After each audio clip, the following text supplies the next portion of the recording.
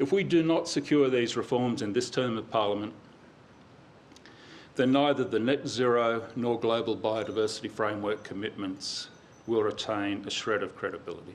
I'm addressing you today, as has already been noted, in my capacity as Chair of the Australian Climate and Biodiversity Foundation, the ACBF. And the ACBF is a not-for-profit founded in 2021 to help decision makers find means of securing the restoration of Australia's natural environment, but in ways that support a thriving 21st century economy.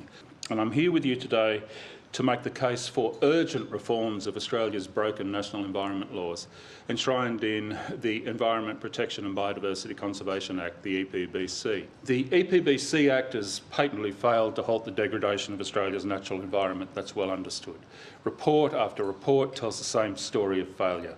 The environment is simply not being protected. Biodiversity is not being conserved. Nature is in systemic decline.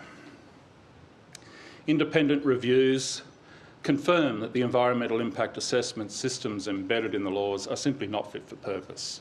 Of particular concern, these laws are incapable of supporting an economy in transition to net zero. And it's not just the net zero challenge, right?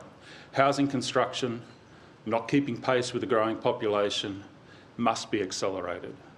The resilience of agricultural production must be enhanced.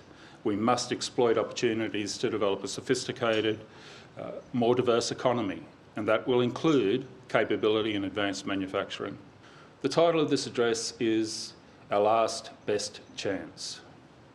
And I mean it, last, because if we do not secure these reforms in this term of Parliament, then neither the net zero nor global biodiversity framework commitments will retain a shred of credibility.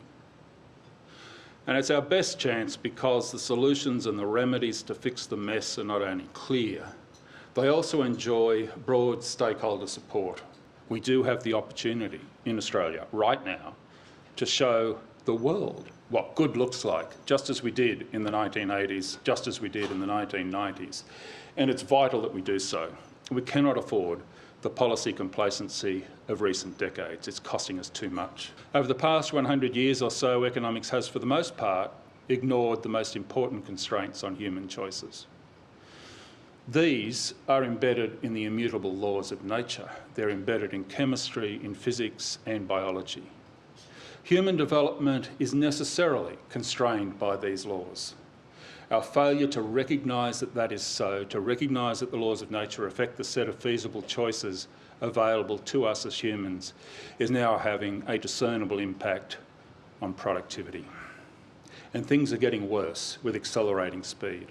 Lifting productivity growth is going to require much better articulation of the natural constraints affecting the choices available to us.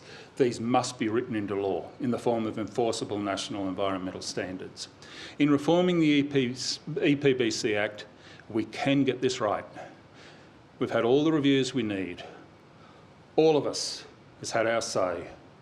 It's now up to Parliament. Let's just get this done, shall we?